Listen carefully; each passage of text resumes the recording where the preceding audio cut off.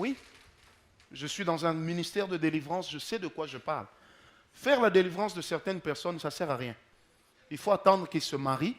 Quand la personne est coupée de la famille, là maintenant la délivrance sera bonne. Parce qu'elle a une autre autorité sur elle. Mais tant que cette personne est sous le joug ou l'emprise de la famille, ça n'ira pas. C'est comme ça que vous allez remarquer, il est de ses sœurs, même de ses frères à l'église. Quand ils ont un malaise en famille, ils sont bons frères, bonnes sœurs. Mais quand dans leur famille tout va bien, ce sont des mauvais frères et des mauvaises sœurs. Vous n'avez jamais constaté ça? Amen. Je dirige des gens, je dirige des jeunes, je sais de quoi je parle. Des fois quand je regarde cette sœur, le rendement qu'elle donne ces jours-ci me prouve qu'en famille ça ne va pas. Donc c'est bon. Mais quelquefois tu regardes son rendement, il est tellement mauvais que tu sais que ces jours-ci en famille, on critique trop, on parle trop, il y a un déficit de sanctification. Parce que certains milieux ne sont pas propices à la sanctification et finissent par avoir une ascendance sur le caractère de la personne. Frères, sœurs, vaut mieux épouser une femme moche avec un bon caractère qu'une femme belle avec un sale caractère. Vaut mieux avoir un homme pauvre avec un bon caractère qu'un homme riche avec un sale caractère. Parce qu'un homme riche avec un sale caractère, c'est une aiguille qui finira toujours par vous piquer. Et une femme belle avec un sale caractère, un jour vous l'abandonnerez en chemin. Amen. Est-ce que quelqu'un est avec moi?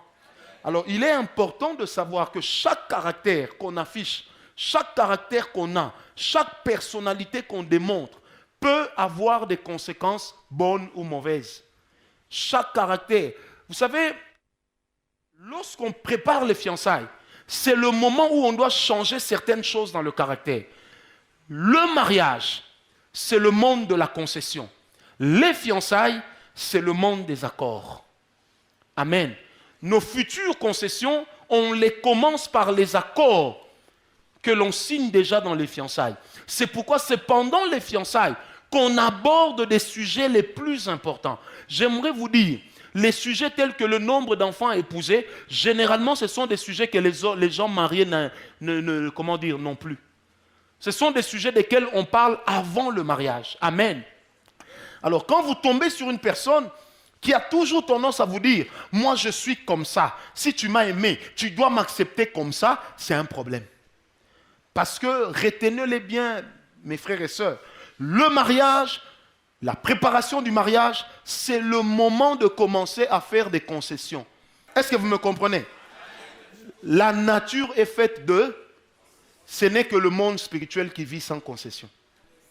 La nature est faite des concessions. Dans la nature, il est de bonne loi, je lâche un peu, tu lâches un peu. Si toi tu ne lâches pas, alors attends-toi aussi à ce que moi je fasse quoi? Je durcisse mes positions. Pourquoi est-ce que quand il y a des dialogues ou il y a des pourparlers politiques, les gens parlent toujours des préambules ou des préalables?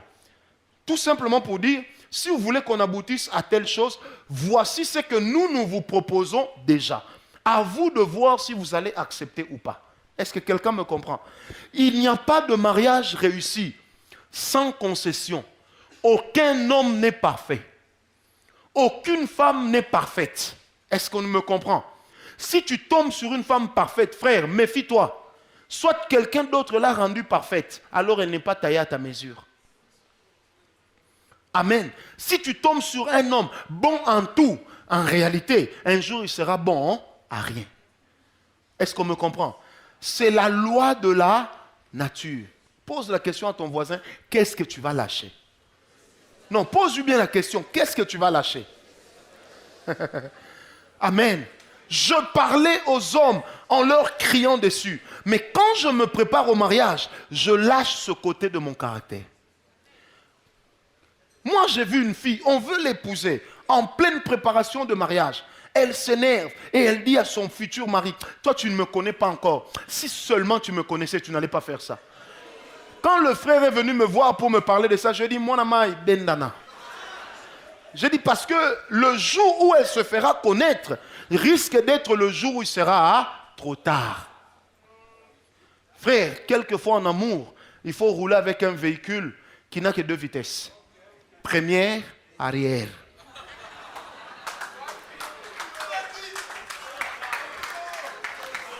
Amen. Est-ce que quelqu'un me comprend? Aïe, aïe, aïe, aïe. Moi, je tape les sœurs, moi, je tape les femmes. Hein? Ah non, moi, je te taper, toi.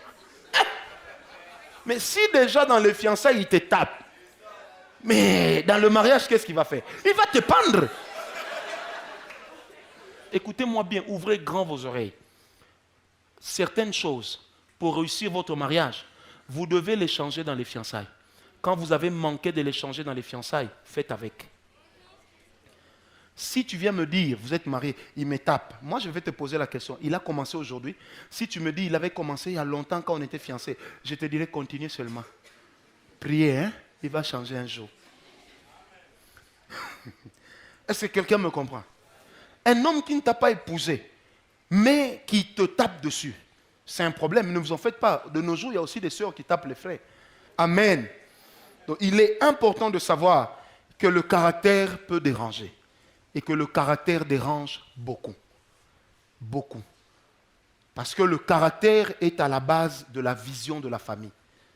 Le genre d'enfant qu'on aimerait avoir, le genre d'avenir qu'on aimerait leur tisser, tout commence par la personnalité. Et la personnalité tire son essence du caractère. Tout commence là. Amen. Tout commence là. Dans combien de familles est-ce qu'un jour, maman n'a-t-elle pas déjà dit aux enfants, en tout cas, si votre papa était mon papa, il y a longtemps que j'aurais fui la maison. Amen. Alors, comment bien préparer le caractère du futur couple? Défaut de fabrication viendra. Ne vous en faites pas. Comment bien préparer le caractère? Dis à ton voisin, il n'y a que les imbéciles qui ne changent pas. Non, dis-le-lui bien. Personne n'est né parfait. Laisse aussi à l'autre le temps d'apporter sa pierre dans ce que tu es. En amour, si l'autre ne peut pas apporter sa pierre dans ce que tu es, c'est un problème. En amour, il faut éviter l'égocentrisme. Il faut éviter les moi je pense, moi j'ai dit, moi je pense, moi je suis comme ça, moi je suis, c'est une marque d'orgueil. L'égocentrisme, c'est ça la base de l'orgueil. Une personne égocentrique est orgueilleuse. Allez, ne contraignez jamais l'autre à vous, comment, pas supporter, à vous, le terme m'a échappé, à vous subir.